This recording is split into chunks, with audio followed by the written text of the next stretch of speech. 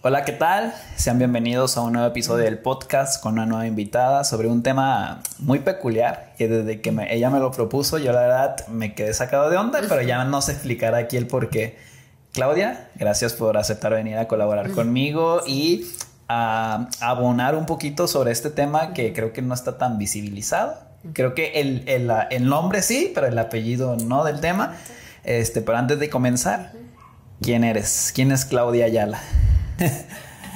Bueno, muchas gracias por la invitación, es un gusto estar aquí y poder compartir temas que creo que son importantes en común. Y bueno, creo que para la gente que te escucha generalmente, espero les interese, o alguien que conozcan también, seguramente les será de utilidad. Soy Claudia Ayala, me dedico a la cardiología actualmente. Y bueno, mi objetivo creo que siendo cardióloga es tratar de prevenir enfermedades cardiovasculares. Es lo que más me gusta. Bueno, obviamente toda la cardiología me encanta, pero creo que eso es lo que más siento como misión, ¿sabes? O sea, con lo que más me enfoco en intentar cada vez que veo a alguien. En la prevención, ¿no? Sí, me encanta. Pero pues, obviamente el tratamiento de enfermedades cardiovasculares te las llevas de la mano, ¿no? Sí, así es, pero sí es como que siento que es donde más impacto puede hacer uno en la vida de las personas, ¿no? ¿En dónde te podemos encontrar? ¿En dónde trabajas? ¿Dónde está todo este show? Pues yo trabajo actualmente en el Hospital Puerta de Hierro de Colima. Estoy en el Instituto Cardiovascular, que es el consultorio 110, de lunes a viernes. Y bueno, los fines de semana para las urgencias, de pronto sí, ¿verdad? Ok, entonces ahí te podemos... ¿Redes sociales manejas o no? Sí, pues tengo una página de Facebook, realmente Instagram no. Porque realmente la página de Facebook la uso para subir información, creo que práctica y útil para pues cualquier persona, y más bien como datos relevantes en la prevención cardiovascular y enfermedades cardiovasculares. Y es doctora Claudia.m.ayala, diagonal, cardióloga. Ahí. Entonces, platícanos por qué elegiste este tema para platicar aquí. Ok, mira, elegí este tema porque efectivamente, como tú bien lo has mencionado, conocemos la hipertensión, la escuchamos por todos lados, sin embargo, creemos todavía malamente que es un problema que únicamente se da en los adultos, ¿no? O sea, que la población joven se respeta por su juventud, ¿verdad? Sí. Casi siempre es lo que todo el mundo cree. Es por eso que cuando uno da un diagnóstico en alguien joven, realmente es una noticia que no esperan. Sí. Y la causa por la cual lo desarrollaron es algo que mucho menos se imagina, aunque seguramente lo han escuchado varias veces. Entonces es un problema que cada vez se da más frecuente, tanto así que hasta el rango de decir hipertensión en jóvenes, cada vez la edad es a más corta edad. Es decir, antes considerábamos que la hipertensión era una enfermedad, antes hace décadas quizás, que se presentaba únicamente después de los 50 años. Okay. Esto lo considerábamos como hipertensión primaria, que ahorita vamos a ahondar un poco más en eso. Y cuando se presentaba en edades inferiores a eso, casi siempre le achacábamos una hipertensión secundaria, que es que algún trastorno endocrino principalmente ocasiona pues una elevación en la presión, que a veces puede ser transitoria, siempre y cuando se resuelva la causa, ¿verdad? Entonces ahora no es así. Entonces ahora cada vez tenemos diagnósticos más tempranos de hipertensión primaria o esencial, y el impacto en la salud pues es lo que más interesa, ¿no? O sea, la hipertensión como tal se asocia grandemente tanto de infartos cerebrales como infarto agudo al miocardio, principalmente infartos cerebrales. Entonces, poniendo estas dos como las principales causas de muerte todavía a nivel mundial, podríamos achacarle que contribuye a la muerte en general de la población a edades ni siquiera tan avanzadas, ¿verdad? Entonces, por eso que es tan importante un diagnóstico precoz, oportuno, y porque también, bueno, quizá hablaremos más de esto adelante, porque es prácticamente silenciosa. Sí, es lo que precisamente yo estaba pensando, que se le conoce a la diabetes, a la hipertensión como las enfermedades silenciosas, sí, que realmente cuando hay un descontrol muy grande es cuando nos damos cuenta. Sí. ¿Por qué no tenemos esta cultura de prevención? pero yo creo que es en toda Latinoamérica, porque dicen, no solo en México, no, creo que en toda Latinoamérica, y nos damos cuenta ya que tenemos un dolorón de cabeza, que yo creo que es lo más común, ¿no? Me duele mucho la cabeza, no se me quita, no se me quita, van al médico, presión, pum, alta, ¿no? Entonces ya como que es cuando se da cuenta, o cuando tienen la insulina muy alta, también lo mismo, ¿no? Caemos en lo mismo. Pero para quienes no sepan qué es la hipertensión, ¿cómo la podríamos definir?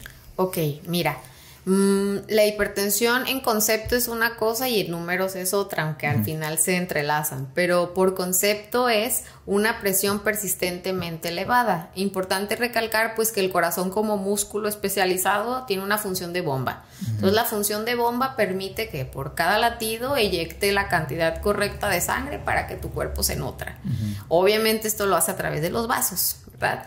O venas, ¿no? Porque también... Buen punto. El flujo de sangre ya oxigenada va a través de las arterias y el retorno es a través de las venas. Sí, es que como dices vasos... específico arterias. Yo sí te entiendo, pero a lo mejor las personas se imaginan un vaso. Piensan que son... ya.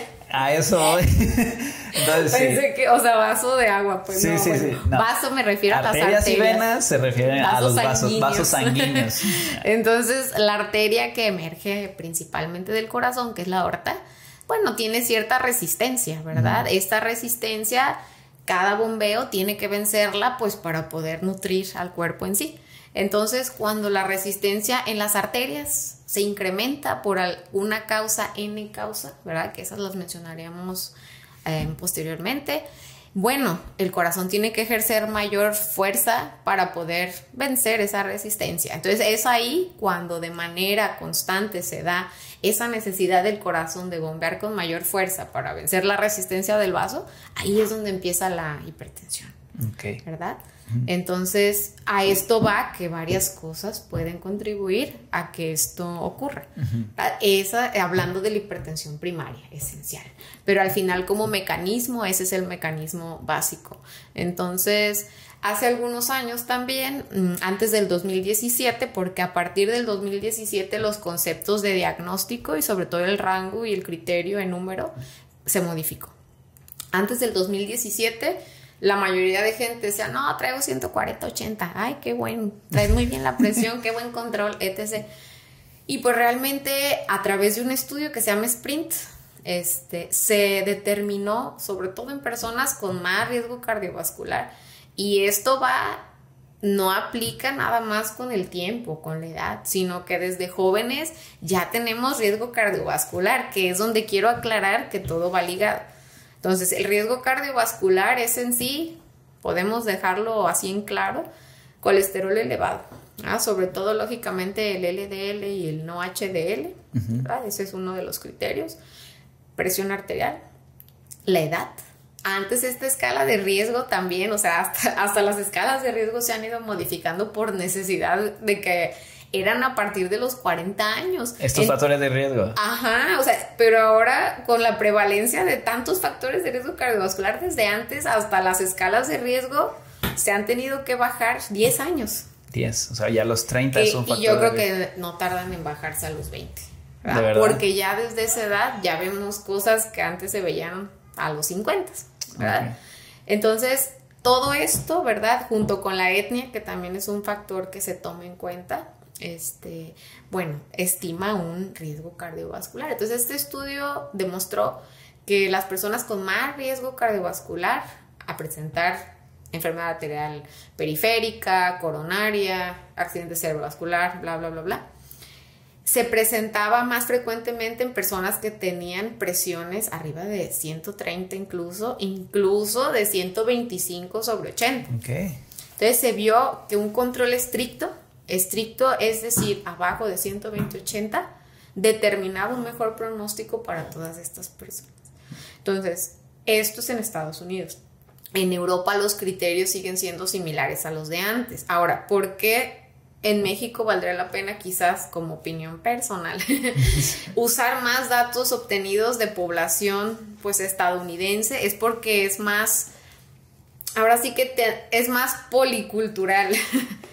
Europa no compartimos, yo creo que prácticamente nada en cuanto a hábitos. Entonces, si para Europa aplicara otra escala que es un poco más tolerante, es porque en Europa la obesidad es muy baja. En Europa la prevalencia de diabetes es mucho más baja que aquí. No se diga de sedentarismo y otras cuestiones, ¿verdad? Entonces, quizá no aplica para México. O quizá Latinoamérica debería desarrollar, que eso es un tema también, su propia escala de riesgo, ¿verdad? Somos una población pues con muchas diferencias en comparación con la estadounidense, que bueno, cada vez se vuelve más latinoamericana. Entonces, por eso es de que esa escala quizás aplique más acá, ¿verdad? Entonces, ¿para qué explico todo esto? Para decir que antes el diagnóstico de hipertensión no se daba a partir de elevaciones arriba de 120/80. Ahora ya consideramos que tener una presión sistólica, que al rato vamos a hablar bien de esto, arriba de 120 hasta 130 ya consideramos presión elevada. Y arriba de 130 ya es hipertensión. Y así se va graduando hacia arriba. Entonces, la pregunta es, o sea, antes con esa estadística de presión con mayor rango, bueno, era muy diferente ahora. Entonces, cuando cambió por 10 milímetros de mercurio el diagnóstico, pues lógicamente más gente es hipertensa ahora.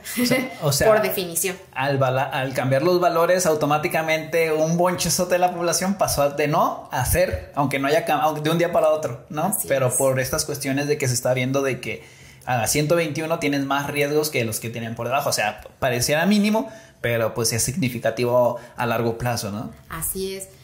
Obviamente esto dices, bueno, ok, pero este estudio se hizo en personas con más edad y ya con factores de riesgo. Pero dices, bueno, si en estas personas esto es nocivo, ¿qué te hace pensar que en alguien joven una presión de este tipo no va a ser nociva para ti, ¿no?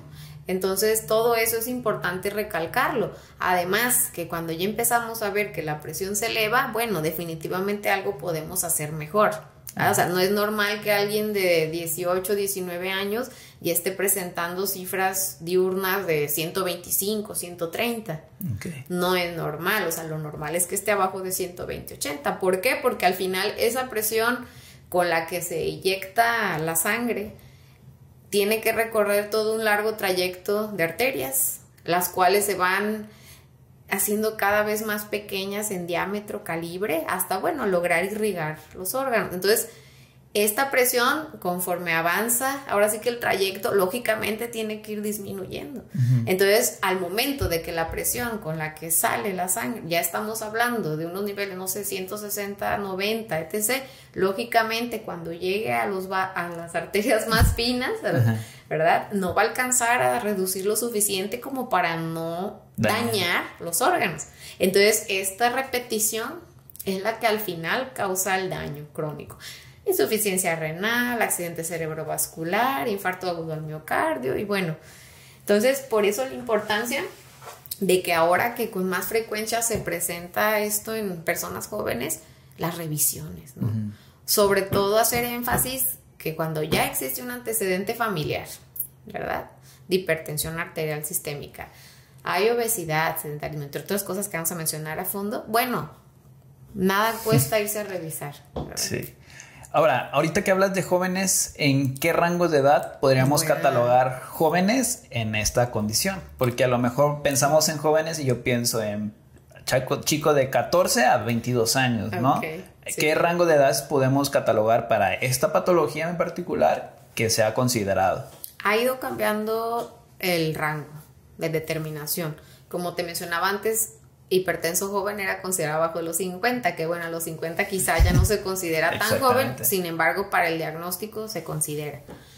Ahora cambió a menos de 40 años, o sea, cuando se presenta la hipertensión en menores de 40 años, ya estamos obligados, número uno, a descartar una causa secundaria, que cada vez es menos necesario. Causa secundaria de hipertensión me refiero a trastornos endocrinos, ¿verdad? Que pueden contribuir a que se esté elevando no los voy a mencionar todos, ahora sí que son bastantes, pero bueno, uno de ellos es enfermedad renal poliquística, que ese no es endocrino, pero contribuye, enfermedad renovascular, que es una estrechez de las arterias renales, que puede contribuir a la hipertensión, es la principal. Causas endocrinológicas disfunción tiroidea, síndrome de Cushing, ¿verdad? Incluso, bueno, algunas hormonas, ¿verdad? Llámese anticonceptivos orales que pueden hacer que algunas mujeres hipertensen como causa secundaria. Ok. Y bueno, no se diga últimamente con el uso de anabólicos, etc., que bueno, también es una causa secundaria. Sí, que a veces pensamos, bueno, creo que cuando se promueven estas sustancias anabólicos, solo te venden lo bonito, ¿no? Claro. Vas a tener más masa muscular, vas a estar con menos porcentaje de grasa, vas a entrenar más, incluso vas a tener más vigor sexual porque también se potencializa, pero pues nadie te dice el lado oscuro, ¿no? Y todos decimos, pues te platican todo lo bonito y lo aceptas, pero por ejemplo, hipertensión, o sea, un daño eje hormonal de que pues cierta sustancia te hace que ya no produzcas tú naturalmente y tengas que depender, o sea, es un rollotote. Sí. Que daría para un podcast entero hablar sobre todo eso, ¿no? Sí, la verdad, sí. Entonces, lo que decía es eso, que ahora la diferencia es de que antes en ese rango de edades las causas secundarias eran las más prevalentes, ya no. O sea, ya el rango de causas secundarias es mínimo en ese grupo etario. Entonces, normalmente la hipertensión esencial, que es la que todos conocen, es la que el 90%, 95% de la gente tiene. Que quizás hasta tú has de conocer a más de uno. Mi papá tiene hipertensión. Y solo el 10%, bueno, pertenecía al otro grupo. Pero eso era por edad. Pero ahora como que se está recorriendo sin duda de que el diagnóstico cada vez es más temprano y ya por más que uno busque una causa secundaria en alguien joven, pues no. Okay. Ya es un daño establecido. Entonces, como resumen, una persona que tenga arriba de 120, 80, ¿ya es hipertenso? Ya es presión elevada. Presión elevada. Ya por diagnóstico, ya arriba de 130, 80, ya es hipertensión. Ok. Y en jóvenes vamos a catalogarlos de 40 para abajo. Sí. Entonces, esos serán los valores de referencia. Ahora, vamos a ver un poquito acerca de las estadísticas que tenemos actualmente en el mundo. Por ejemplo, aquí tengo unos datos. Dice, según el Centro de Salud y Prevención de Enfermedades, CDC de Estados Unidos, alrededor del 4% de los adolescentes, aquí ya hablan de un grupo más pequeño, y adultos jóvenes en el país tienen hipertensión, sí. ¿Va? Y en México, según la ENSANUD, en 2018 la prevalencia de hipertensión en jóvenes de 20 a 29 años de edad es de el 7.8%. Entonces, si te fijas, basándonos estos datos de la CDC de Estados Unidos, no viene el año, pero aquí en México 2018, el 7.8% de 20 a 29 años. Hablando de 40, nos estamos bajando de 30 a 20. Sí. Entonces es el 7.8%, que sí se me hace algo elevado. Dirán, pues bien poquito, pero no, para la edad que tienen, pues está muy cañón. Y la cuestión aquí es que esos son los que se detectan, los que se diagnostican, porque dado que es una edad, o sea, nadie de entrada a los 17 años, quizá por iniciativa propia, va a decir, ay, déjame, me tomo la presión. O sea, no, la verdad es que quizás no es una práctica habitual. Entonces, y esos datos mexicanos fueron todavía con los rangos y criterios previos. Entonces, se cree que cuando bajó, incrementó casi el 50% el número. O sea, estaremos hablando de un 13, 12% en vez de un 7.8%. Y es estimado, o sea, no se tiene una cifra así como que actual de cuántas personas jóvenes viven con hipertensión primaria, esencial. Entonces, estamos hablando de que no todos se diagnostican y estábamos hablando de 7.8%. Tenemos ya este sesgo de los que no han sido diagnosticados, andan por ahí viviendo bien. Bueno, entre comillas. Y aparte de que cuando cambiaron los valores, este número se elevó. Sí. Ahora, ¿por qué se está empezando a dar más este problema en jóvenes? ¿Cuáles serían los factores de riesgo? Ok, mira.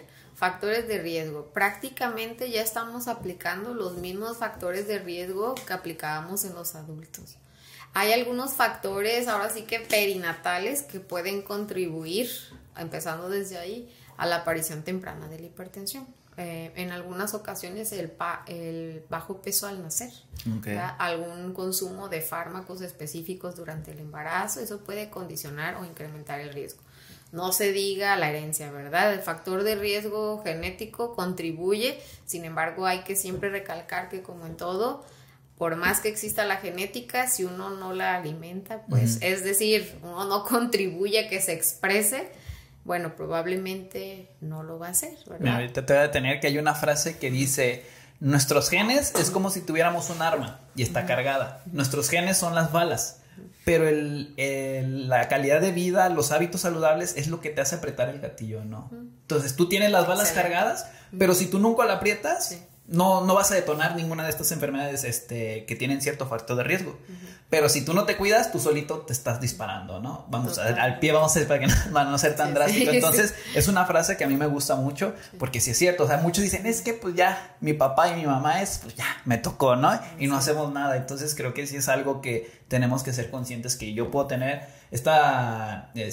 ¿cómo se le llama? Factor de riesgo. Pero pues si yo mantengo buenos hábitos, nunca la voy a proyectar, por así decirlo. Así es. Y la verdad es que sí impacta lo que hacemos el día a día, ¿verdad? Entonces, retomando otro factor de riesgo que creo que es el más importante, es el sobrepeso, obesidad, ¿verdad? Entonces, ese factor, de hecho, tal cual lo dicen, si tú te pones a leer una actualizado, obviamente, porque lo antiguo quizás no menciona mucho esto, pero actualmente las guías de recomendación, incluso para el escrutinio o más bien el diagnóstico en jóvenes, te dice, si el paciente que estás viendo, no sé, tiene 22 años, pero tiene obesidad y llega hipertenso, prácticamente olvídate de descartar una causa secundaria. O sea, prácticamente ya con sobrepeso u obesidad va a ser diagnóstico de que es una hipertensión esencial. Primaria, ¿no? Le llaman. Sí.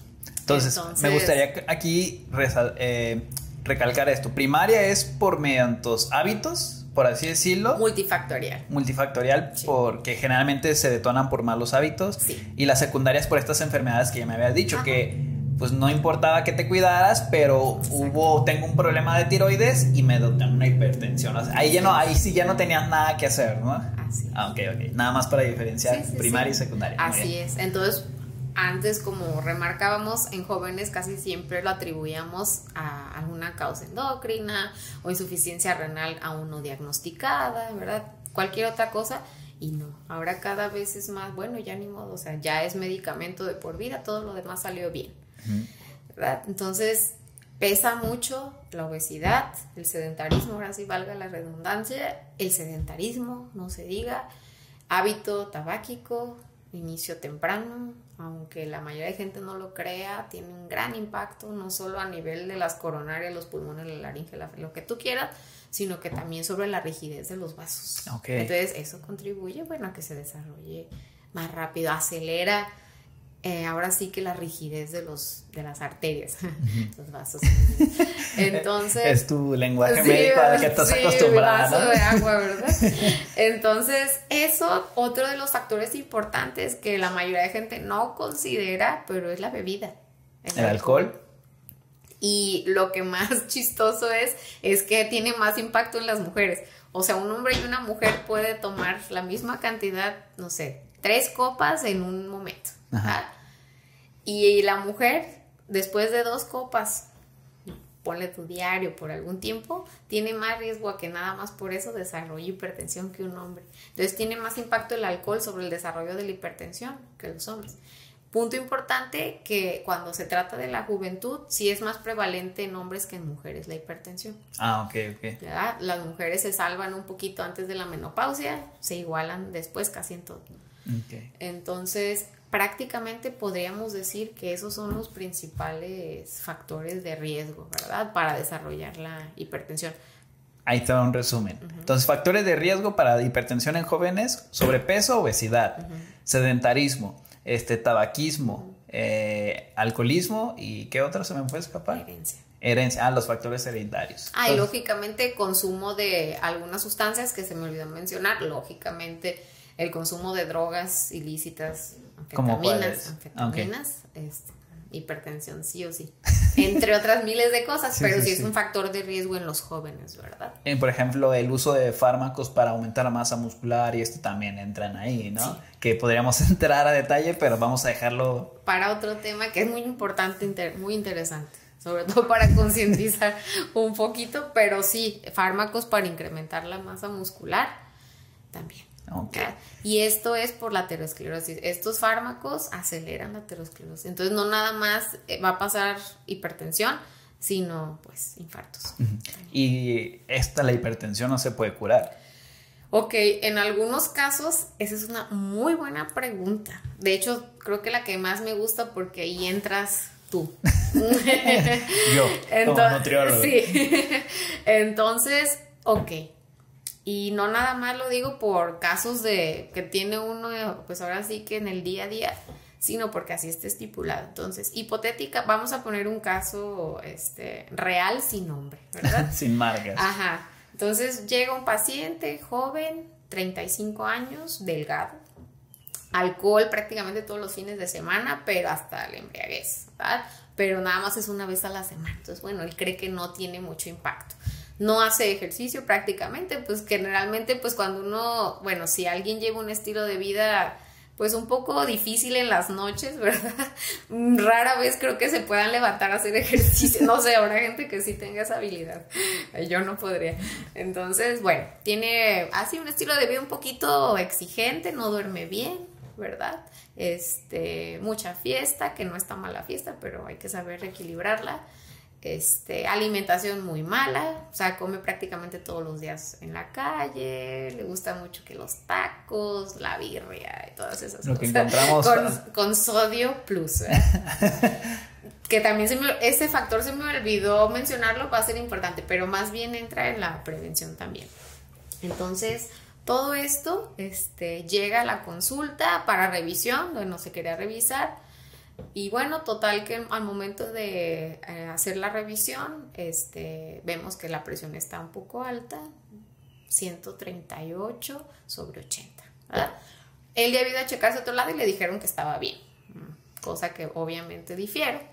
Sí. Que pasa muy a menudo. Sí, a lo mejor van al seguro y ellos tienen, vamos a decir que el criterio anterior y ya no son, pero van con alguien como tú y ya y también eso puede generar confusión en las personas, ¿no? Genera o sea, mucha ¿a quién le hago confusión. caso? ¿Allá o acá? O sea, entonces también es algo en lo que se tiene que trabajar, ¿no? Sí.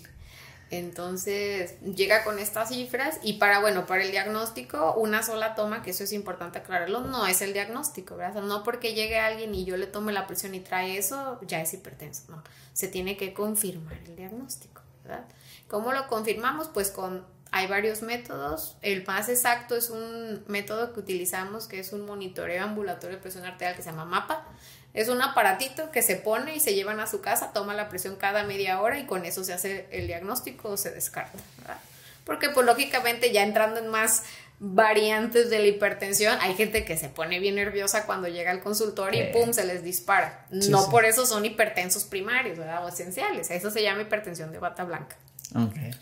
Entonces, para hacer el diagnóstico o descarte, el mapa hay personas que ya llegan con 180, 100 y pues ni para donde sea, o sea, aunque se hagan por donde sea, son hipertensos ya, ¿verdad? Por muy nervioso que estén, pues no es para tanto, ¿eh? Ajá, exacto. Entonces, sobre todo cuando uno ya va a hacer un diagnóstico y a alguien joven que pues a veces puede ser algo difícil de sobrellevar.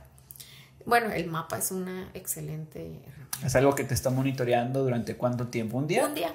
Okay. Es un poquito molesto, pero la verdad es súper útil y exacto. Yo voy contigo, me lo pongo y regreso al día siguiente y ya tú descargas los datos, subes y ya te dicen, ¿sí? No. Así es. Entonces el diagnóstico a través del mapa, con que tu presión en 24 horas, el rango promedio, esté arriba de 125/80, ya es hipertensión. ¿Okay? O bien que no baje en la noche. Algo muy importante es que en la noche la presión tiene que bajar, como todo. Sí. ¿Verdad? Entonces, una presión arriba de 110 nocturna ya es hipertensión, comportamiento nocturno. Ok. ¿Verdad? Entonces, esta también, aunque parezca muy noble, no lo es. ¿Cuánto sería la presión arterial de la noche? Más o menos a 90, 60. Tiene que bajar también respecto al día. Okay. O sea, si nosotros comparamos el promedio del día con la noche, tiene que bajar un 10%. Entonces, en él hicimos eso. Entonces, ya sí salió con diagnóstico de hipertensión, ¿verdad? Entonces, al final... ¿Cuántos años? 35. 35. Y pues delgado, pues aparentemente sin sobrepeso, ¿verdad? Eso también es algo importante aclarar porque, ay, pero pues si no estoy gordo, o sea, ¿por qué? No sé, como que también saca de contexto a veces esta situación, pero hay lo que le llaman skinny fat, que son muy delgados, o sea, por fuera, pero que en las vísceras o en la grasa visceral está muy abundante, y esa grasa es la más peligrosa incluso que la que vemos visualmente, o sea, literal, ¿no? Sí. Entonces a lo mejor puede darte esta circunstancia. Así es, de hecho, qué bueno que lo mencionas, pero sí hay estudios, sobre un estudio de la India que me gusta mucho. Que también allá sufren un chingo de diabetes y hipertensión, sí, ¿verdad? Y ellos son, de hecho, o sea, extrañamente tienen muchos estudios en jóvenes, en hipertensión. Entonces sí vieron que el 67% de la gente que tenía perímetro abdominal, pues que superaba los límites de la normalidad, en una obesidad más generalizada a una obesidad centrípeta, los de obesidad centrípeta eran los más hipertensos. Sí. Sí, entonces sí está muy relacionada para que tengamos un exceso de grasa visceral con muchas enfermedades, o sea, riesgo cardiovascular, hipertensión, diabetes y todo este rollo, ¿no? Sí, así es. Entonces, el caso es de que, bueno, discutimos con él su tratamiento, sus opciones, y le dije, mira, o sea, honestamente creo que se puede lograr la cifra ideal si hacemos algunos cambios en el estilo de vida. Entonces, la regla es: ¿a cuánto tiempo yo puedo decir si sí funcionó o no lo que hicimos? Entonces, generalmente revaluamos a los 3 meses y a los 6 meses. Si a los 6 meses, con todos los métodos que ya debería haber estado haciendo desde hace mucho tiempo, no logramos las metas, bueno, no tenemos para dónde hacernos cuando están en ese rango, aclaro. Y no tenía factores de riesgo cardiovascular como un infarto previo, no, nada. O sea, alguien limpio, por así decirlo. Entonces, la verdad es de esos casos que siempre presumo mucho, porque digo, son muchos casos los buenos, ¿verdad? Todos, la verdad todos. Pero ese caso fue algo muy drástico lo que ocurrió en él. Entonces, se puso a nutrirse como debe de ser, se puso a hacer ejercicio, le bajó al alcohol. Lo recomendado es que no se exceda uno de 3 copas en una sola sesión, ¿verdad? En una sola sentada. Ajá, entonces lo empezó, respetó todo, y honestamente a los 4 meses él, sus cifras todas abajo de 120/80, todas. Okay. Entonces, a los varios años sigue igual. Okay. Allá pasaron 3 años de eso con él y sigue igual. ¿Lo sigues viendo? Lo sigo viendo cada año ya. Ah, okay. Cada año. También tenía obviamente dislipidemia, hiperuricemia, otros trastornos metabólicos asociados, porque todo va ligado al estilo de vida, ¿no? Entonces, wow, o sea, impresionante cómo literal él, cambiando todo, se libró de un diagnóstico. Sí. O sea, cuando estás en esos rangos todavía estás en la tablita. No sé si me explico. Sí. Pero ahora sí vamos a decir, hace poquito salió un informe de la ADA, de la Asociación Americana de Diabetes, donde hablaban ya de diabetes en remisión. Que por no decir que se curó, que una persona lo retrocedió, pues, pero no lo quieren decir se curó, pues, sí, ¿no? Lo tratan como diabetes en remisión. Sí. Podría ser el mismo caso en particular, ¿no? Así es. Quiere decir, no que ya se libró de por vida, sino que es una persona que ya en un tiempo estuvo coqueteando, ahora sí que con el mal, va con la hipertensión. Y bueno, o sea, si él retoma los hábitos que lo llevaron a eso, los malos hábitos, lo más seguro es que va a ser hipertenso. Aprendió a abrir una puerta y la cerró, pero ya va a ser más fácil que la vuelva a abrir, ¿no? Así es. Muy bien. Digo, y cuando, bueno, a mí me pasa que cuando tienes estos pacientes que hacen bien las cosas, la neta da un chingo de gusto y dices, sí se puede, ¿no? Sí, la verdad sí los pones de ejemplo, porque hay gente que cuando le dices ya es hipertenso, ya, o sea, honestamente, sobre todo estos diagnósticos en jóvenes causan mucho impacto psicológico. Sí, no, sí, cuando le dices una enfermedad cualquiera, a mí me llegan más con diabetes para controlar y llegan súper asustados. Sí. Lo único que tienes que hacer es lo que ya sabes que tienes que hacer, pero no has hecho durante los últimos 20 años. Pero es difícil también, no digo que sea no sea fácil, pero sí es complicado, pero tiene solución y está en ti, en el que vayas aprendiendo. Ahora, si de por sí la hipertensión a corto, largo y mediano plazo tiene factores de riesgo, ahora empezar a una edad muy temprana, ¿qué factores de riesgo o qué consecuencias o complicaciones vamos a tener si no la cuidamos? Ok. Esa es una pregunta, perdón, sumamente importante porque va de la mano, pues, de por qué tratarla si está joven y si no sobrepasa los 140, 80, ¿verdad? Por lo siguiente, al final, toda esa, ahora sí que elevación de la presión que recibe la microvasculatura va a tener repercusión, ¿verdad? Entonces, a nivel renal, por así, que es yo creo que es donde más teme la mayoría de gente cuando sabe que eso puede detonar una insuficiencia renal. Sí, a mí es lo primero que se me viene a la mente, un daño renal a largo plazo, Sí, ¿no? O sea, esa elevación de presión, por más sutil que parezca, milimétrica, a las nefronas, sí, vamos a decir que es la muerte. Es una telita bien sensible que cuando tú le estás chingando con una presión alta, sí, la vas a romper, se puede lastimar muy fácil, ¿no? Así es. Hay un daño renal agudo, crónico, primero, segundo, tercero y hasta una insuficiencia renal que Sí. diálisis, ¿no? O sea, es un tema muy, muy sensible, es un sistema tan perfecto, tan preciso, que su equilibrio es frágil. Sí, y eso que tenemos dos. Y por ejemplo, si se lastima uno, el otro puede hacerse cargo, pero a veces nos llevamos la los dos. va a llegar a los dos, o sea, Sí. no va a respetar uno u otro, Sí. entonces va parejo. Va para los dos. A nivel, ahora sí que cerebral, pues También. igual, la vasculatura es súper frágil, entonces la embolia, en este caso no es la embolia que toda la gente conoce, que es cuando los trombos migran, no, eso no, es distinta ahora sí que la manera en que ocurre. En este caso sí ocurren accidentes vasculares cerebrales y muchas veces más bien son hemorrágicos, porque se truena un vasito. Entonces son personas que dicen, ay, le dio una crisis hipertensiva y después se le paralizó la mitad del cuerpo. O sea, ¿por qué pasó? Porque es tan frágil igual la microvasculatura que pues literalmente hace estos picos de hipertensión pues que truenen los vasos. Ok, las vamos a decir arterias. que la diferencia entre la embolia es que tenemos un taponcito en una arteria Así o en la es. vena, se destapa y va al cerebro y pum, ocurre. Y bloquea el flujo sanguíneo. Y acá Esa es de la que, embolia. y con la hipertensión, un vasito de acá, sin necesidad de que algo obstruya, se revienta y es cuando viene esta Así consecuencia. es, Okay. así es. Muy- También puede ocurrir en el contexto de aterosclerosis, que migre alguna pequeña placa de ateroma y cause un embolismo, ¿verdad? Ok. Pero es más frecuente con las crisis hipertensivas, sobre todo, que sea un evento vascular cerebral, pero hemorrágico, ¿verdad? Pero al igual, sí cabe aclarar que los dos puede causar, sobre todo de manera crónica, el isquémico también puede ocurrir. Ok, entonces, en riñón, en el cerebro y ¿qué Y otra? corazón. Y corazón. Que esas son las principales. Lógicamente todo el sistema se ve afectado, pero los vasos más frágiles, las arterias más frágiles están a esos niveles. Entonces en el corazón también contribuye a ser de las principales causas asociadas a infarto. Sí. Y de esos tres, por ejemplo, dos son órganos vitales. Digo, el riñón no es que no importe, pero el corazón si deja de latir, pues valió. Sí, Y el claro. cerebro si deja de funcionar, pues valió. Digo, el riñón, pues de cierta manera puedes vivir sin ellos, por así decirlo. Pero ahora sí que 2 de 3 es muy complicado, ¿no? Y pues las consecuencias son pues una limitación en la calidad de vida y en la función, pues que ya no se van a quitar de encima. Entonces, pues Claudia, después de una breve interrupción, unos pequeños problemas técnicos que estuvieron fuera de nuestro alcance la otra vez, que se fue la luz, estamos aquí para terminar esto que iniciamos, que la verdad está bastante interesante.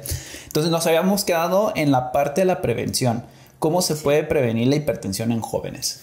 Ok, mira, la prevención, si nada más hablamos de hipertensión en sí, bueno, nos quedaríamos cortos realmente, porque realmente lo que hagamos para tratar de prevenir la hipertensión como entidad aislada nos va a ayudar a prevenir pues prácticamente todas las enfermedades cardiometabólicas. Entonces, pues realmente son varias acciones, pero para intentar que no ocurran bastantes más, ¿no? Diabetes, pues obesidad. Pues, que generalmente hipertensión. las personas empiezan con obesidad y después o se detona primero la hipertensión o la diabetes y a veces la otra lleva a la otra, ¿no? Y después la dislipidemia y pum, el infarto o cualquier enfermedad, pues ahora sí que cardiovascular. Entonces sí, realmente es como una cadenita. Una vez que se empieza con una, si la persona no decide ponerle un freno a todo lo que la llevó hasta ahí, como dice una frase muy cierta, muy antigua, que dice realmente, y a veces se las hago a los pacientes de otra manera para no verse uno tan intenso, ¿verdad? Pero es realmente si tú estás dispuesto, antes de empezar la consulta, antes de empezar el tratamiento, si tú estás dispuesto a modificar todo lo que te trajo aquí. Ajá. O sea, y es una pregunta bastante profunda si uno la ve desde el punto de vista, ahora sí, de hábitos, ¿no? Sí. Entonces, realmente los hábitos son los que nos van a ayudar a prevenir. Obviamente el impacto de la herencia, el impacto de la historia familiar es importante. Sin embargo, como ya habíamos hablado desde antes, si uno no fomenta malos hábitos, muy probablemente no va a manifestarse la enfermedad. Entonces, hacer actividad física. ¿Cómo definirías para una cardióloga sí. qué es hacer actividad física? Porque, por ejemplo, si nos vamos con un educador físico, a lo mejor es algo más acá, súper guau, pero para una cardióloga, ¿qué es hacer actividad física? Okay. Ahora sí que acorde a la American Heart Association, quien emite la mayor parte de las recomendaciones, bueno, basadas en evidencia, recomiendan de 30 a 60 minutos, al menos 5 veces a la semana o 5 días a la semana, con intensidad moderada. ¿Okay? Intensidad moderada, si lo queremos simplificar, podríamos decir que es, estás haciendo ejercicio y algo que te permita quizás no hablar como uno habla, sino que hablar haciendo ejercicio, no poder algo hablar entrecortado. Exactamente, pues. No poder hablar como estamos tú y yo haciéndolo, sino por ejemplo la otra vez estaba y como que detenerte a jadear para poder, esa es una buena referencia. Sí, ¿no? es muy sencilla, digo, ya si nos queremos basar en frecuencia cardíaca o en otros parámetros, lógicamente es lo más exacto y es lo idóneo, pero bueno, para fines prácticos, si uno no tiene ese tipo de asesoría tan, ahora sí que especializada, bueno, ese es un parámetro pues normal que cualquier persona creo que puede tomar en cuenta. Entonces prácticamente esa es la recomendación. Incluso dicen, bueno, ¿qué tipo de ejercicio? Compara, no sé, caminar con correr, ¿verdad? Entonces, digo, pues, poniéndolo sencillo, ¿verdad? Entonces, caminar y correr, bueno, va a traerte el mismo beneficio siempre y cuando lo hagas. Entonces es mejor hacerlo, aunque sea caminar, por así decirlo, a no hacer nada, ¿verdad? Sí, ahora sí que dicen que el peor ejercicio es el que no se hace, ¿no? Sí. Y retomando esto de hablar entrecortado, pues también es un poquito dependiendo la condición física de una persona. Sí. Si yo soy una persona de 130 kilos, a lo mejor caminar a una velocidad de 4 kilómetros por hora, digo, por decir un número, claro, le va a representar este esfuerzo porque está cargando 130 kilos, que a veces no lo vemos. Claro. Y a lo mejor para 4 kilómetros para mí no representa nada. Entonces yo tengo que hacerlo en un 5.5. Entonces como que es algo que se puede adaptar a la persona, ¿no? Sí. En frecuencia cardíaca, ya metiéndonos un poquito más profundo, ¿cuál sería la recomendación? Ok, eso es un excelente tema. Yo creo que sería la manera ideal. Sí. De estimar la frecuencia cardíaca de cada quien. Obviamente tenemos la fórmula general, que es 220 menos su edad, y el 85% de eso, bueno, sería ya una intensidad elevada. Entonces, si nos basamos en la fórmula genérica, sería alcanzar un 70-75% quizás, al menos, de la frecuencia cardíaca máxima esperada para la edad, ¿verdad? Ahora, una fórmula más exacta todavía es el Carbonen. No sé si lo has escuchado. Sí, la conozco y la he trabajado. Okay, entonces, realmente esa sería la fórmula idónea para nosotros, ahora sí que prescribir una actividad física. Esa es esa es una prueba de esfuerzo, determinas la frecuencia cardíaca máxima y a partir de ahí haces la referencia de la persona. Correcto. ¿No? Sí, es eso. Entonces, cuando pensamos que la prueba de esfuerzo es solamente para descartar una cardiopatía isquémica, pues realmente nos estamos quedando súper cortos, o sea, es infinita ahora sí que la utilidad de la prueba de esfuerzo, y una de estas utilidades es ello, ¿no? O sea, determinar para ti qué frecuencia cardíaca es la idónea para entrenar, y basados en eso, de hecho, bueno, lo hacemos, por ejemplo, en rehabilitación cardíaca, que es, bueno, cualquier paciente que ha sido sometido a cirugía cardíaca, cateterismo, reemplazo valvular,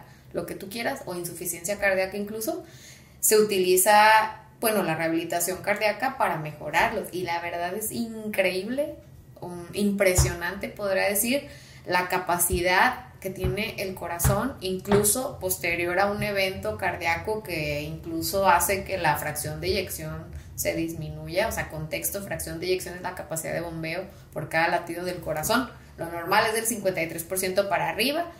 Abajo de eso, pues lógicamente empieza a tener escalas de gravedad, ¿no? Entonces, voy a poner un ejemplo sencillo. Un paciente, no sé, que tuvo un infarto agudo al miocardio, se trató, bla, bla, bla, bla, y termina posterior al infarto con una fracción de eyección del 40.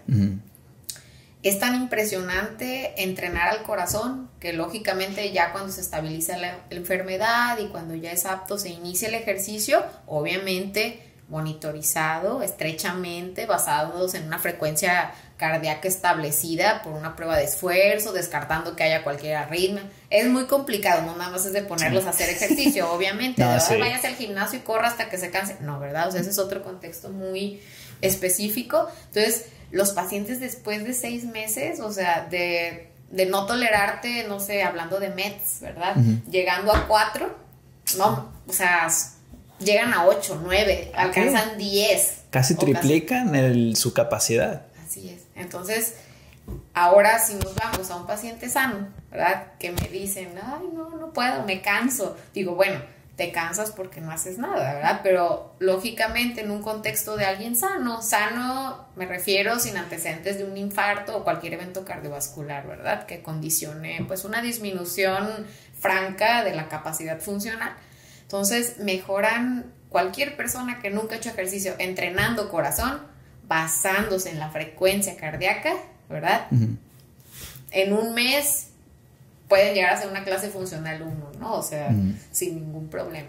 Aquí hablas de 30 minutos de intensidad moderada, aquí hablamos de entrecortado. Eso es lo más fácil para que lo puedan detectar. Y de alta intensidad, por ejemplo, un entrenamiento de fuerza, un CrossFit, un HIIT, un Tabata, ¿esas tienen algunas recomendaciones o vamos a decir que no? Mira, yo recomendaría que cualquier ejercicio que implica una intensidad alta, que son todo este tipo de entrenamientos que ya exigen pues prácticamente tu 100% de frecuencia cardíaca, o sea, son llegar a frecuencias de 180, 185 en menos de, no sé, 3 minutos. Sí, quizás, sí. ¿Verdad? De un HIIT en 20 segundos estás llevando al límite. De hecho, ese es el objetivo en sí, ¿no?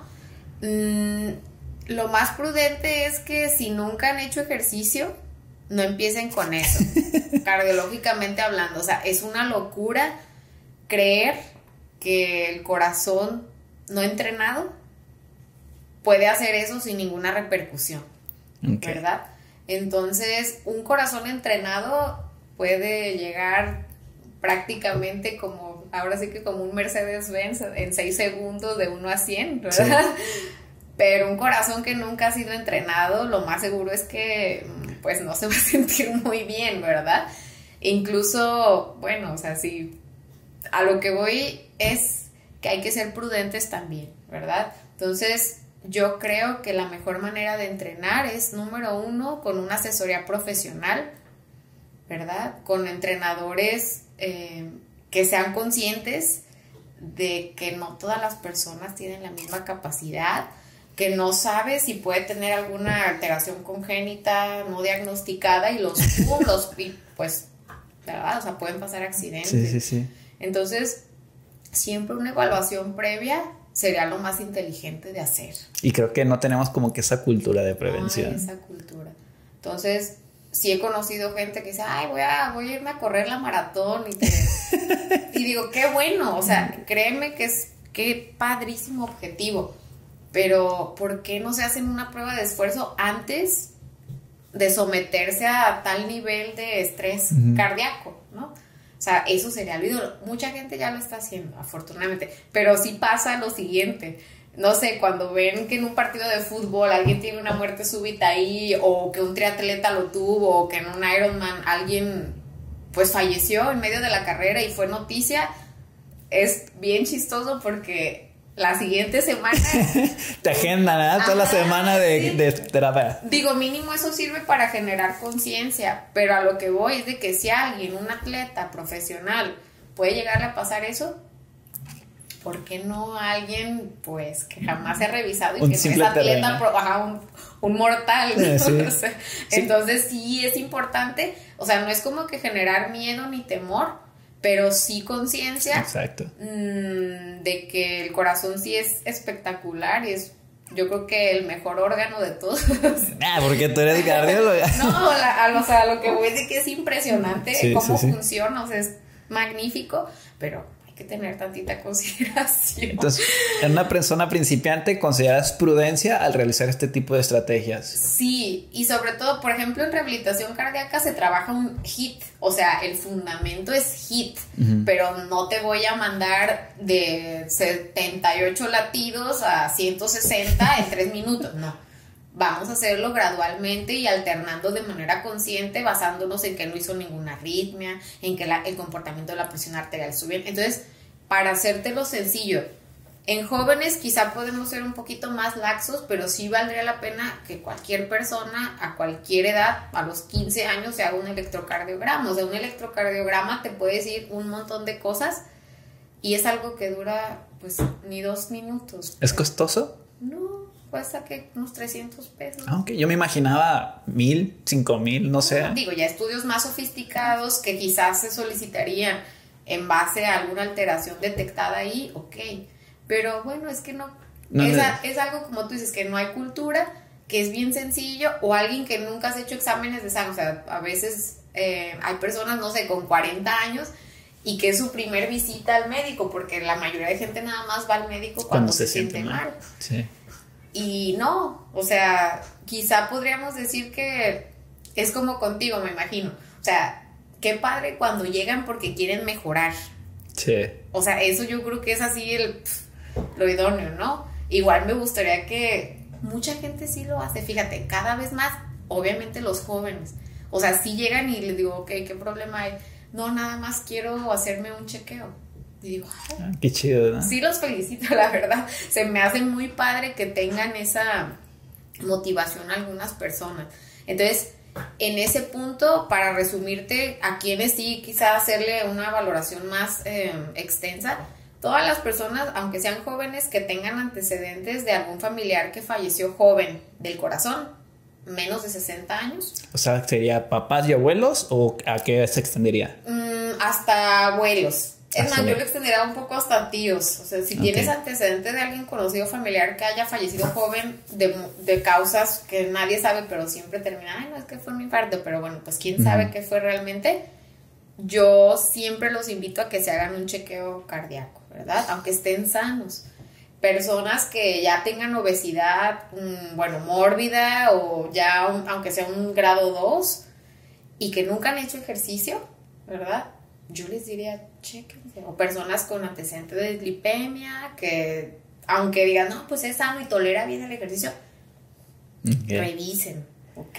O personas que por alguna causa dicen, ay, oye, ¿sabes qué? Sí se cansan de manera más atípica, ¿no? O sea, cuando se comparan con... Me ha pasado frecuentemente que jóvenes, pues, te hablo de 18, 19, van porque los papás detectan que se cansan más que sus compañeros en alguna actividad física. Si es que, ¿sabes qué? O sea, está delgado y todo, pero vemos que no toleran, y bueno, ojo perfecto de los papás, porque ahí hay algo, ¿no? O sea, no es normal que alguien se canse más que como lo promedio, ¿no? Al hacer actividad, o sabes que se marea al hacer ejercicio muchísimo, o la coloración de sus labios cambia a un tono más azulado, o sus manos se ponen más frías. O sea, hay algunos datos muy sutiles que sí valdría la pena que digan, ay, oye, pues esto como que no es normal en todos, me voy a ir a checar, ¿verdad? Y ya, así se prescribe pues un ejercicio basado en, pues, en las capacidades personales, ¿verdad? Sí. Y pues sí, eso, o sea, que nada más existen entrenadores conscientes, ¿verdad? No, si puedes más y ahí, pues, o sea... Claro, todo el mundo puede más, pero habrá personas que sí tienen alguna condición, pues, distinta, ¿verdad? Sí, me toca a veces de que llegan personas al gimnasio y es su primer día y les meten una retroputiza y al día siguiente no se pueden ni mover, pero, o sea, a veces sí los ves de que ya están haciendo un ejercicio y o sea, los impulsos nerviosos, es que te hace la temblorina, ya no está, entonces... dices, oye, pues tranquilo, ¿no? Y luego también la gente que de no hacer nada quiere empezar a hacer todo lo que no hizo en 10 años y también es esta parte de no pain, no gain que se está que se está como que es generalizada. Como que sí hay cosas que se deben aplicar, pero siempre como con algún nivel de conciencia de que, ¿sabes? O no irse como a los extremos. Y es gradual, o sea, yo creo que un corazón bien entrenado, pues no sé, en tu experiencia, ¿en cuánto tiempo ves más o menos que que dices, ya, o sea, ya agarró condición? Como en un mes las personas hacen referencia a subir a las escaleras y me agitaba, ya las subo normal. Y ese tipo de cosas cuando los trasladan al día a día es suficiente para su día a día. Sí. Pero, o sea, en un mes puedes tener esos cambios, obviamente, siendo constantes. Es más, sin comer bien, siendo constante en el entrenamiento. Sí, o sea, así de magnífico, te digo, es la adaptación cardíaca, pues, o sea, entonces, si eso pasa también en alguien con algún problema cardíaco ya bien definido, ¿cómo no va a pasar algo tan bueno en alguien, pues, con un corazón completamente sano, ¿no? Sí. Entonces, nos desviamos un poco, pero bueno, salió buena información. Creo que nos apasiona a los dos el ejercicio, ¿no? Y los beneficios de eso. Pero entonces estamos en prevención y dijimos ejercicio number one. Sí. Ejercicio número 1, de intensidad moderada, hablar entrecortado mientras estás entrenando, ¿no? Acorde a la AJA, ¿verdad? Que esa es, y eso es para, o sea, esas recomendaciones las consideramos pues también a partir de estudios donde se ha determinado que eso es suficiente para mantenerse cardiosaludable, ¿ok? Sí. Obviamente hay que dar un poquito más, no se conformen con tan poquito. Sí, entonces ejercicio, bueno, actividad física, ¿qué otra recomendación para prevenir? Alimentación, yo creo que ejercicio y alimentación, y pondría, bueno, las dos en el mismo peldaño, la verdad. Pero sí, una alimentación nutritiva. No estar a dieta, ¿verdad? Pues ya sabes el típico, ¿qué dieta me van a dejar? Yo no, o sea, no quiero que se ponga a dieta. O sea, las dietas con esa connotación creo que nadie las aguanta más de 3 meses, no sé. Por eso a mí me gusta llamarles, o sea, vengo por una dieta. Yo siempre me refiero a eso, un plan de alimentación, porque es un plan de alimentos acorde a un objetivo, aumentar masa muscular, mejorar algunos parámetros clínicos, etcétera. Entonces yo siempre le llamo plan de alimentación y plan de entrenamiento. Como que cuando le quitamos este nombre de dieta, mucha gente como que conscientemente a lo mejor no se dan cuenta, pero se relajan un poquito más. Sí, ¿no? Porque a veces estoy a dieta, ya se me antojó esto, el otro. O me dicen así, hágame una lista por favor de todo lo que no puedo comer. Y hasta me saco así de que no, o sea, como que desde allí es importante, creo, o no sé tú qué opinas, que tú eres el experto en esto al final. O sea, más bien como que intentar cambiar el chip. O sea, sí me gusta tomarme el momento y el tiempo, aunque me tarde más, de cambiar el chip de que es que no es como que prohibirte todo. O sea, si yo te digo, ay, no puedes esto, no puedes esto, no puedes esto. O sea, no. O sea, a veces me llegan personas que me dicen, no, es que solo puedo comer. Y yo, ¿pero por qué? No, es que quién sabe quién me dijo que esto no. Le digo, no. Pero creo que también es una tendencia de los médicos más grandes de que esto no lo puedes comer, ¿no? O sea, que sí los quitaban con una justificación, pero es como cuando quitan un tumor, ¿no? O sea, el tumor está así, pero te llevas una parte más por si hay algo que no se vio, ¿no? Sí. Entonces como que dicen, no, pues esto vámonos todo, ¿no? Pero realmente no es así, y creo que tú eres una cardióloga joven que ya trae otras tendencias, más actualizaciones, y como que nosotros como profesionales estamos intentando como que cambiar esto. Cambiar eso y creo que al final si uno se empieza a igual, o sea, cada plato, les digo, hagan esto, o sea, tú ves tu plato y lo tienes que pensar como que tiene que ser amigo el plato de ti, y pues una amistad va por los dos lados. Si tú le tienes mucho amor a eso, no sé, un plato de birria, ¿no? No sé, no se me ocurre. Tú amas mucho la birria, pero la birria no te va a amar de vuelta, o sea, por supuesto que no.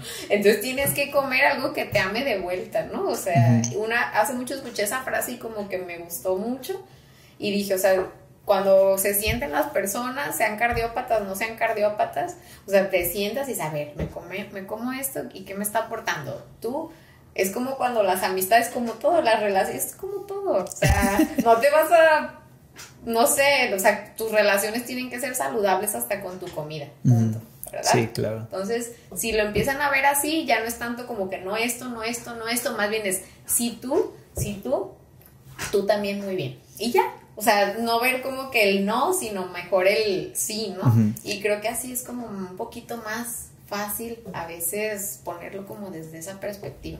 Sí, yo también es lo que digo, es que no se trata de que nunca vuelvas a comer una hamburguesa o que nunca te vuelvas a comer una birria, pero si lo hacías lunes, martes, miércoles y jueves, pues que lo pases a un día o dos, o sea, ir haciendo cambios graduales. No, estar a dieta no significa no volver a comer X alimentos, sino encontrar un balance positivo entre lo que yo quiera lograr, ya sea por fines clínicos o de salud o por fines estéticos.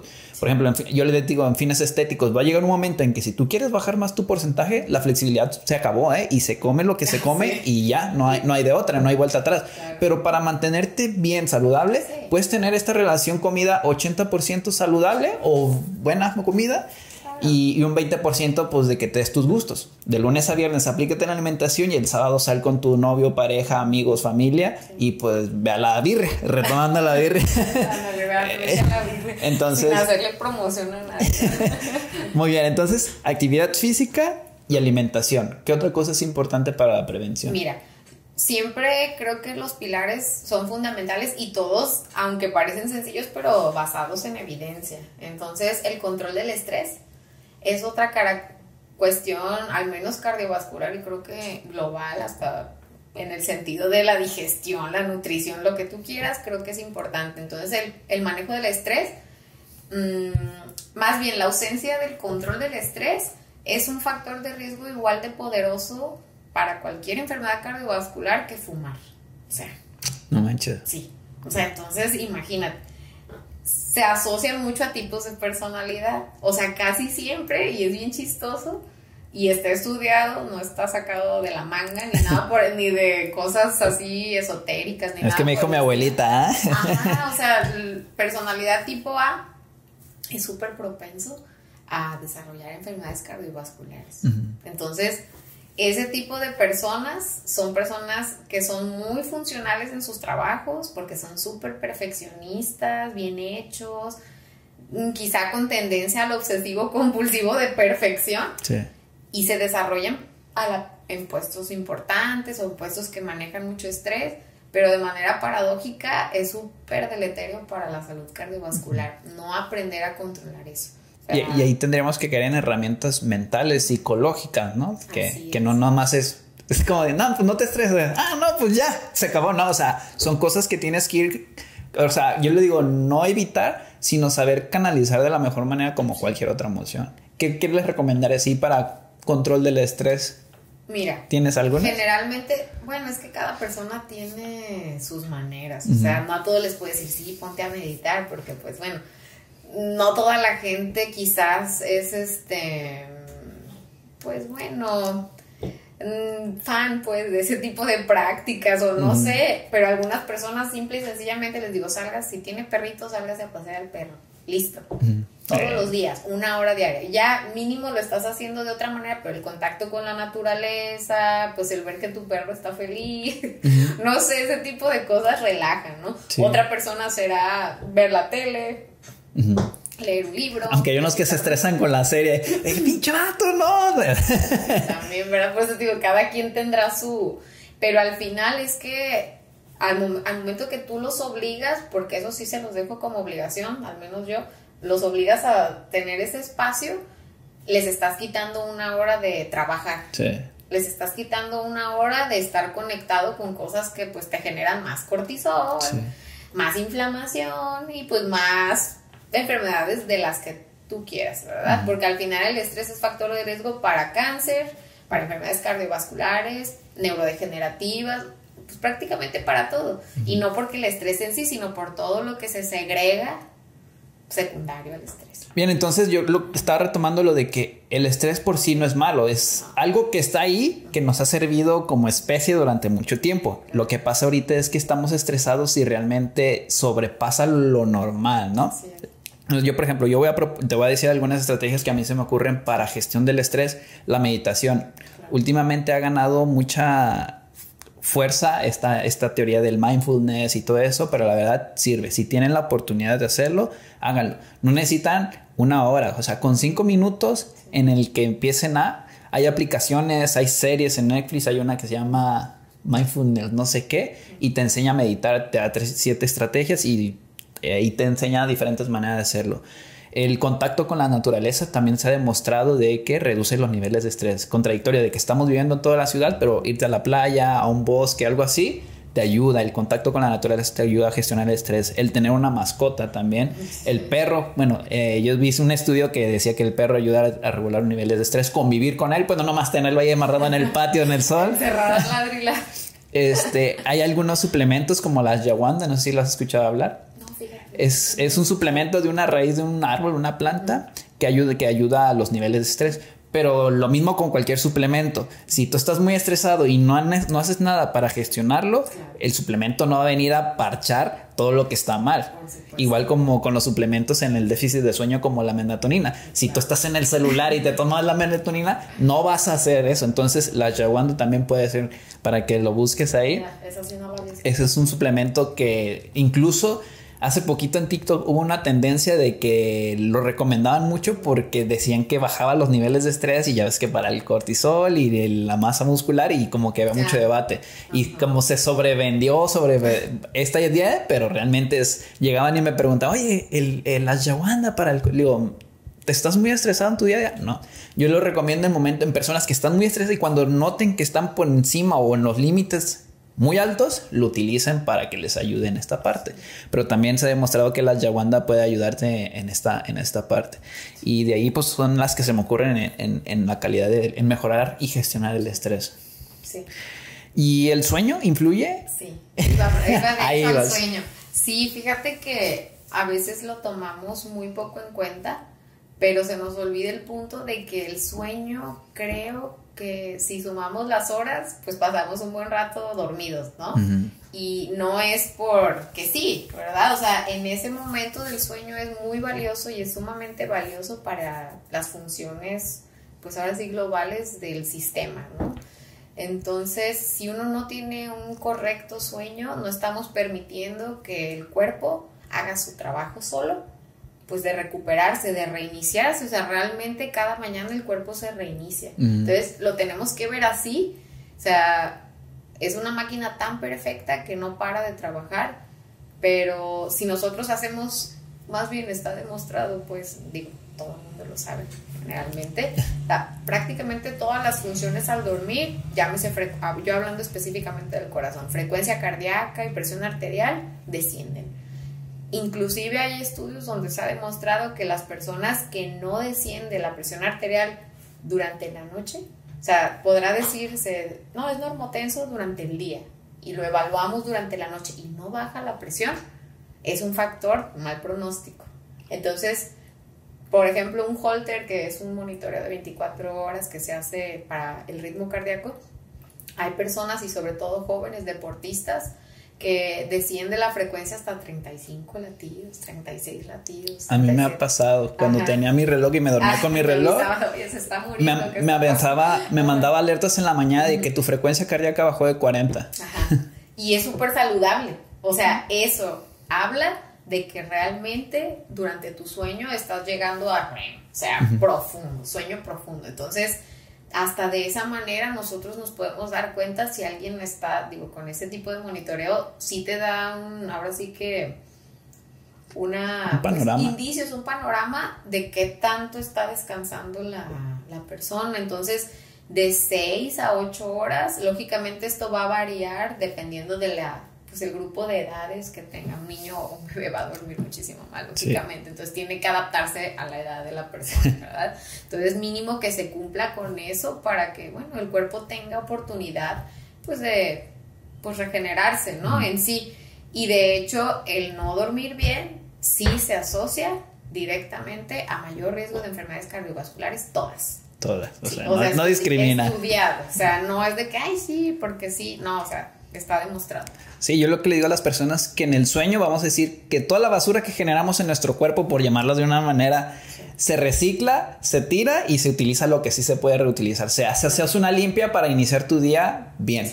Entonces, si no duermes bien, pues, o sea, como que no tienes esta limpieza de una manera adecuada. Simplificando mucho los procesos que pasan, porque... Es una manera muy útil de muy decirlo, coloquial, ¿no? pues, sí, porque sí. pues son procesos hormonales y un rollotote, ¿no? Los ritmos circadianos y todo eso.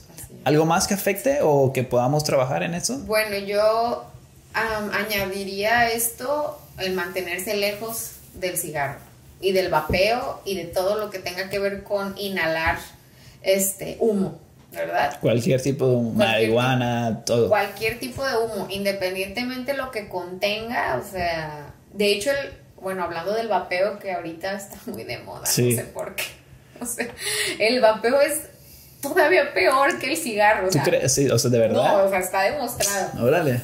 Búscalo ahorita que tengas tiempo, o sea, pulmones post-mortem del vapeo, paciente 40, o sea, literalmente se destruyen los pulmones, los alvéolos truenan. O sea, ¿es peor eso que un cigarro? Es que prácticamente estás inhalando aceites, o sea, lo que tú le pones al vapeador, ¿cómo se llama? Son aceites, ¿no? O sea, generalmente es aceitoso el contenido, o sea, esas micelas no se desbaratan al 100%, las estás inhalando. Okay. Entonces llega a los alvéolos, que son unas unidades tan perfectas, o sea, ¿por qué les ponen? ¿Por qué les meten esas cosas? Por favor. Okay. Entonces, incluso imagínate el impacto de cualquier humo que las personas que viven en ciudades con niveles tan elevados de CO2 son el equiparable a fumar. Entonces, el riesgo cardiovascular es igual de elevado que alguien que fumó toda la vida. Yo creo que esto de los Majin y los vapeadores como que vino a la alza porque se creía que era mejor que el cigarro.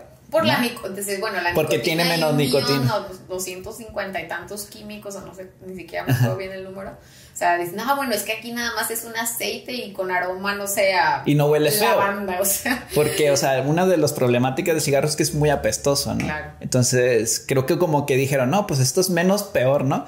Pero ahora sí que siempre que sale una nueva tendencia, el tiempo da la razón en que es mejor y peor. Y fíjate, yo sí sabía como que estaban a la par, pero que era peor, no lo tenía muy claro. Es una basura. Entonces, vapeadores, cigarros, cualquier cosa. Sí, ya, aléjense. O sea, mira, realmente es como si lo aplicamos a la nutrición, que dices, ok, mantente fuera de todo lo que sea, bueno, entre más industrial sea, mantente lejos, ¿no? O sea, es igual aquí, o sea, ¿por qué meterle al cuerpo cosas que pasaron por un proceso químico tan poderoso, ¿verdad?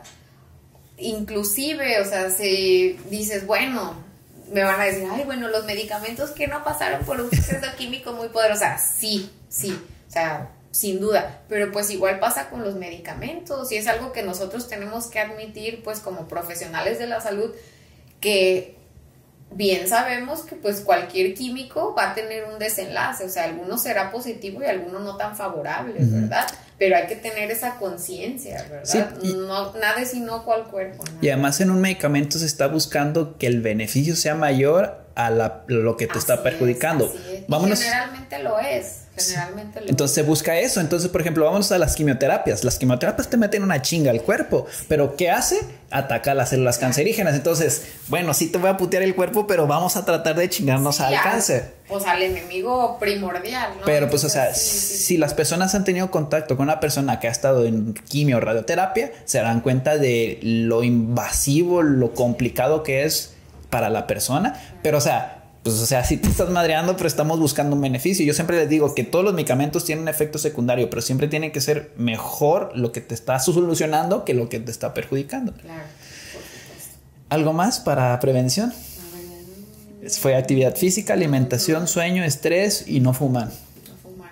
Pues yo creo que prácticamente serían, o sea, en cuanto a la prevención eso, porque al final todo eso, si hace uno todo eso, bueno, se previene la obesidad y todo lo demás. Entonces, prácticamente creo que serían las principales y creo que es suficiente tarea como para, para llevártela, ¿no? Sí. Y bueno, obviamente mantenerse lejos de las drogas, o sea, bueno, eso es vamos a decirlo por sentado, o sea, pero... Sí, o sea, son temas pues quizá controversiales y con opiniones divididas, pero creo que es sumamente importante. Lo digo en asociación a algún tipo de drogas, bueno, que se asocian directamente a infartos jóvenes o embolismos, etc., ¿verdad?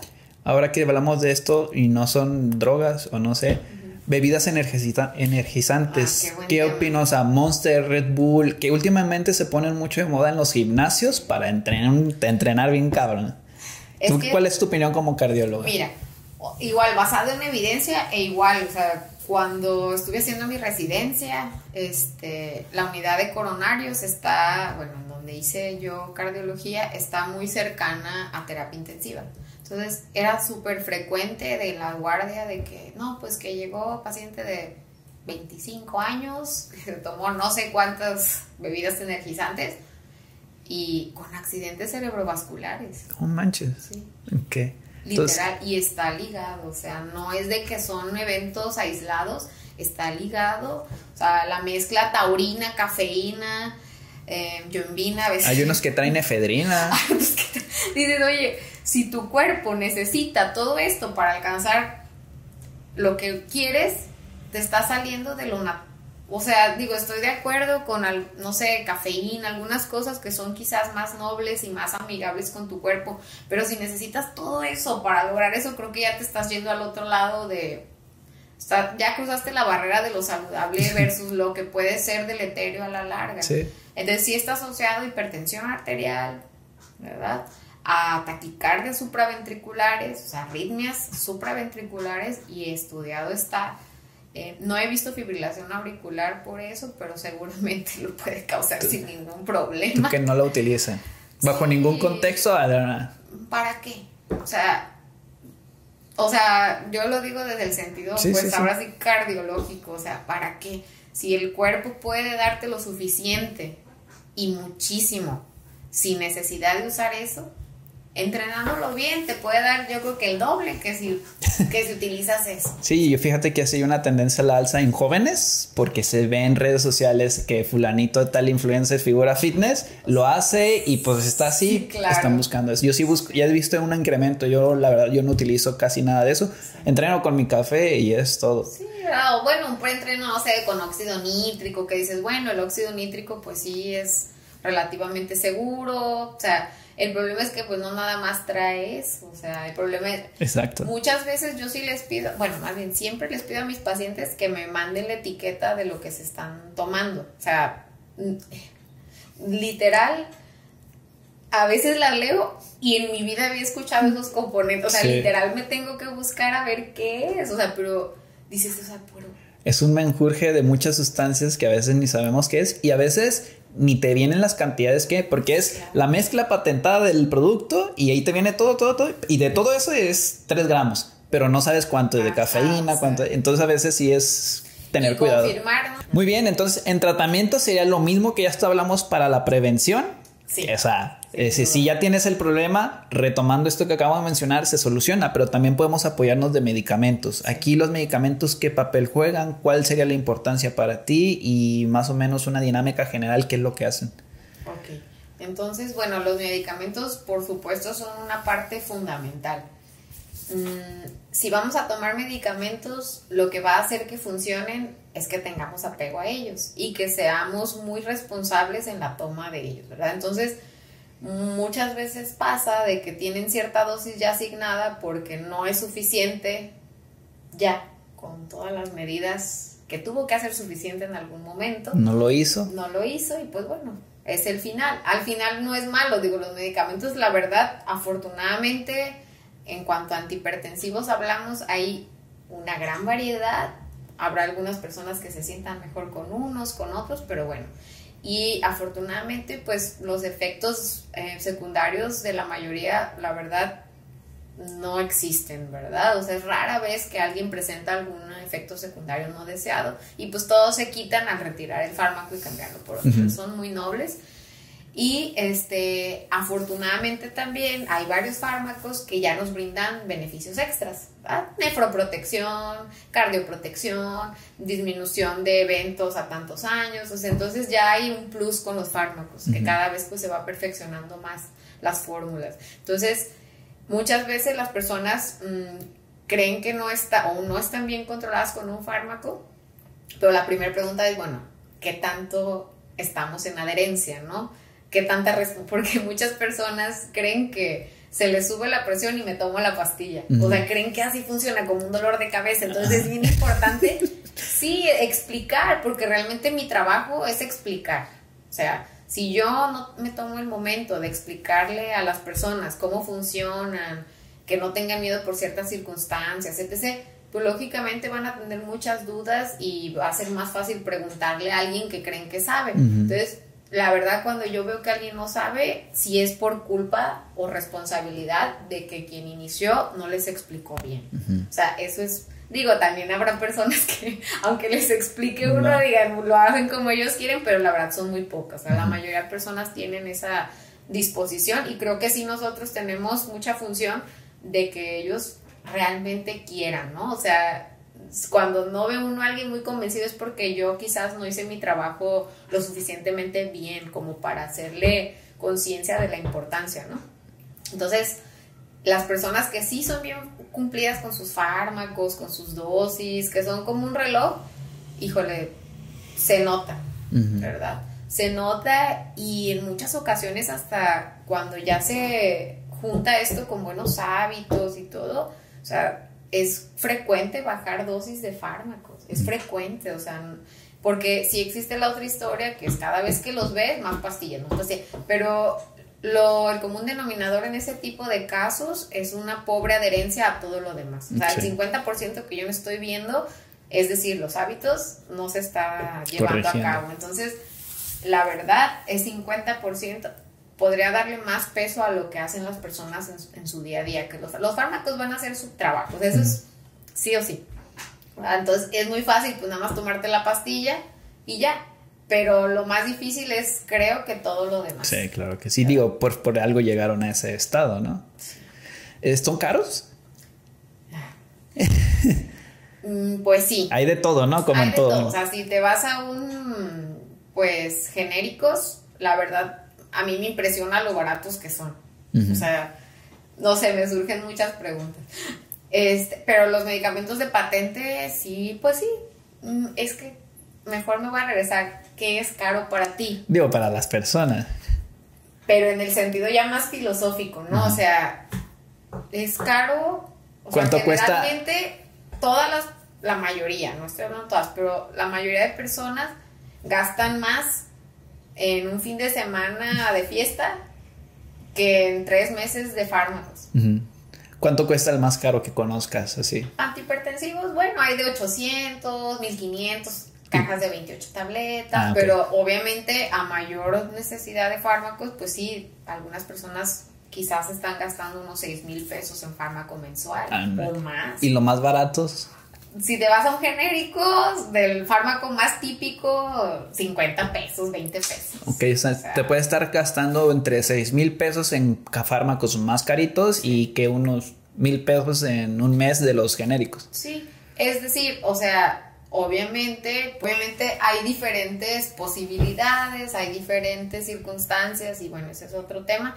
Pero bueno, en general creo que la mayoría de personas puede tener acceso a fármacos aunque sean genéricos, ¿verdad? Okay. Que igual sí hacen su efecto, pues, o sea, no estoy ahora sí que menospreciando ese tipo de fármacos, ¿verdad? Funciona. Sí. Y pues, pero ahora sí como podemos encontrar un celular de 300 pesos, podemos encontrar un iPhone de 30,000 pesos, ¿no? Que a lo mejor sirven para lo mismo, para lo que lo usa la persona, WhatsApp, llamar y se acabó, pero otros sí lo utilizan más profundo, ¿no?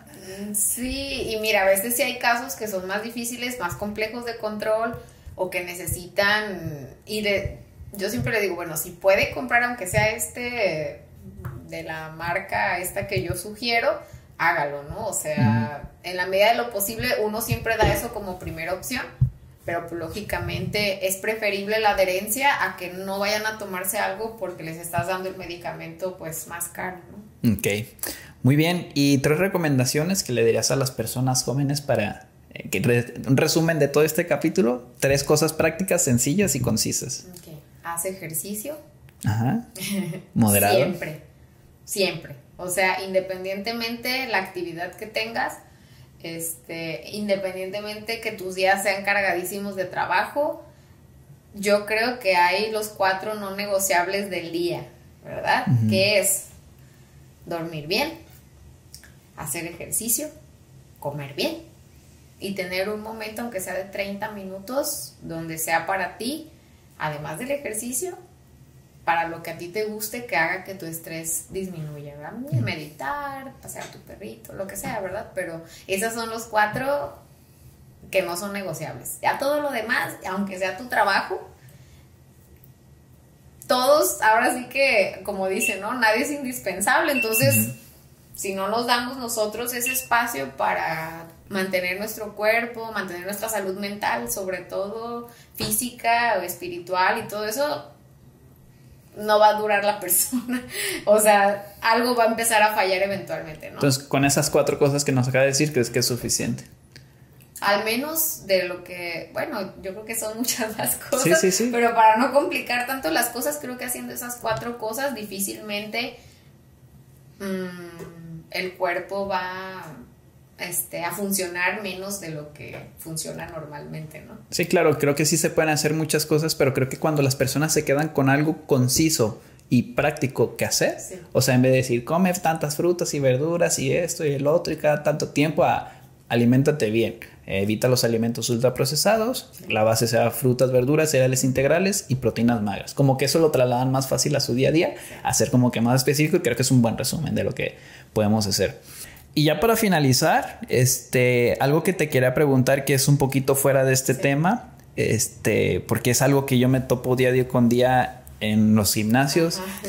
Es que si una persona utiliza anabólicos para aumentar masa muscular o por el motivo que sea con fines estéticos, ¿tú qué crees que estas personas deberían de checarse sí o sí si ya lo están haciendo? Ok, bueno, como cardióloga. Si no voy a cambiar la mentalidad de la persona a que no lo haga, ¿verdad? Que creo que es... ¿Sería lo óptimo? Sí, pero quizás sería lo difícil, ¿verdad? Pero bueno, nunca deja uno de intentarlo, ya cada quien decide. Pero mínimo hazte un electrocardiograma, por favor. ¿Cada cuánto tiempo? Al menos antes de iniciar. Y yo los invitaría, no sé, al año. Cada año. Hazte un ecocardiograma. ¿Por qué? Porque al final el uso de este tipo de fármacos va a incrementar, como va a incrementar tu masa muscular, va a también incrementar los grosores del miocardio. Al final es un músculo el corazón, ¿verdad? Y bueno, en el corazón es de manera patológica. Sin lugar a duda, no va a ser el mismo desenlace de los músculos, longitudinales, ¿verdad? Entonces, un electro, un ecocardiograma, un chequeo general, una revisión de presión arterial, ¿verdad? Un ultrasonido hepático. Ok. Ya brincando otros. Yo sí los invitaría a que fuera un chequeo general, pues realmente nada más para ser consciente cómo estaba tu salud antes de, cómo estás tu salud durante, ¿verdad?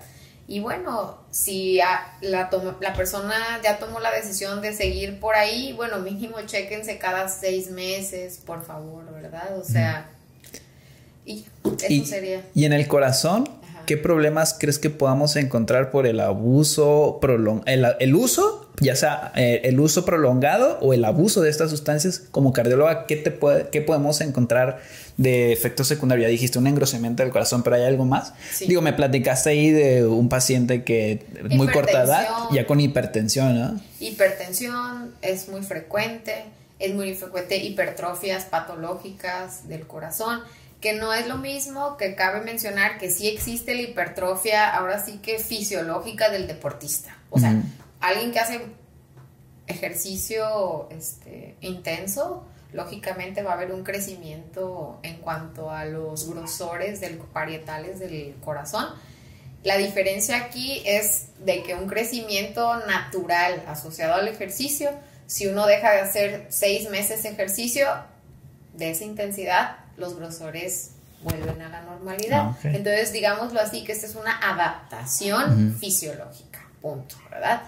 Y una mala adaptación ocurre con el uso de todo este tipo de fármacos, ¿verdad? O sea, es un crecimiento, pues, patológico, al final el grado de reversibilidad, si es que se puede utilizar esa palabra, o sea, no va a ser reversible probablemente, ¿verdad? A un corazón sano. Entonces, las fibras musculares cardíacas, los miocitos, crecen de manera, pues, amorfa, por así decirlo.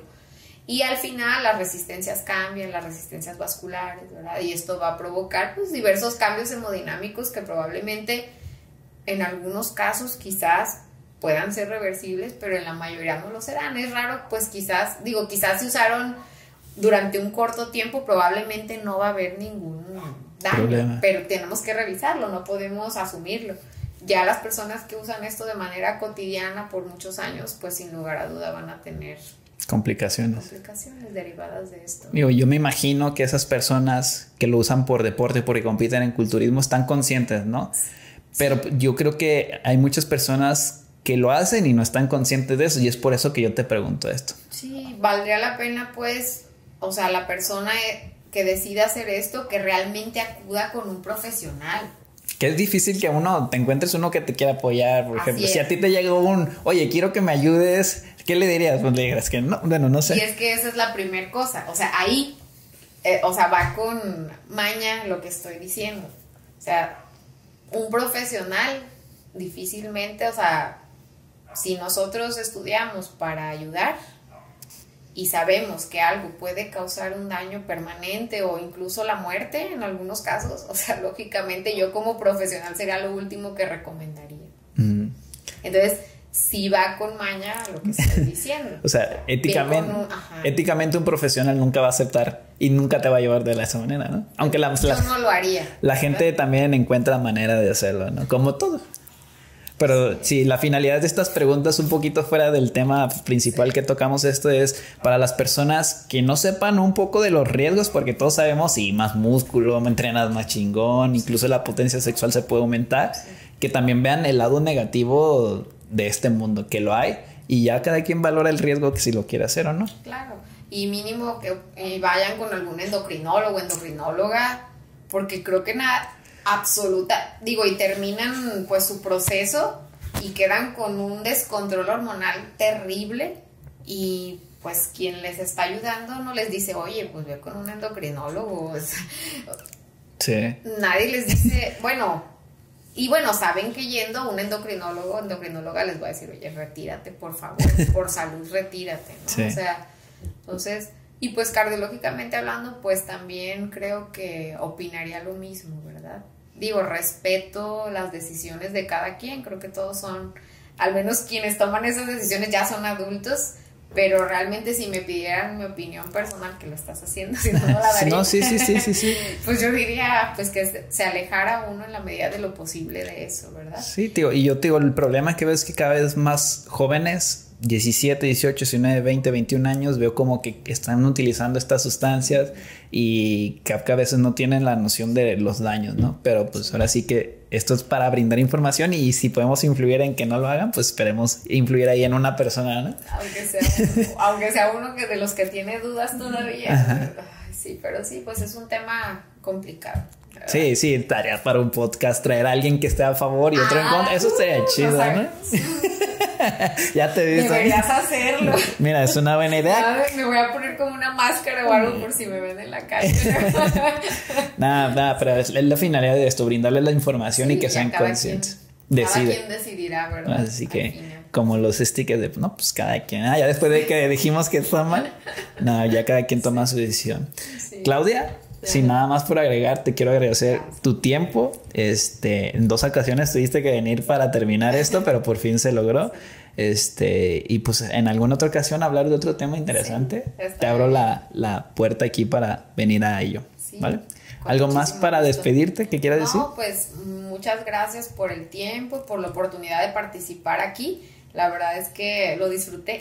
Se disfruta, ¿no? Se disfruta, es como una plática normal, ¿no? Así, pero con opiniones más científicas. Exactamente. Que no la puedes tener en cualquier lado. Sí, y a lo mejor con médicos sí, pero con otra persona afuera del ámbito, ¿no? Sí, así es, ¿verdad? Entonces, igual, pues si hay alguna duda o lo que sea, pues estoy abierta a eventualmente pues, responderlas y todo, y pues esperemos que no nos necesiten pronto, mejor antes que vayan contigo. Sí. ¿Verdad? Y bueno, gracias. Fíjate que si algo voy a hacer yo es voy a ir a hacerme un chequeo cardiovascular y voy a ir contigo. La neta sí me causó curiosidad ver cómo puedo estar. Entonces yo me siento bien, pero a lo mejor ahí sale algo, digo. Cuando hablamos, si los deportistas de alto rendimiento que están checados cada semana, no sé cada cuánto los chequen, en la Eurocopa pasada un futbolista casi muere. Hace poco en el fútbol americano también un atleta casi muere. Entonces, como creo que no está de más. Sí, entonces, no está de más. voy a hacer eso para ver qué show. Se me haría interesante el proceso. Es interesante. ¿Va? Sí. Entonces, sin nada más que agregar, Claudia, nuevamente, muchas gracias y nos vemos en la próxima. Gracias a Hasta ti. luego. Nos vemos.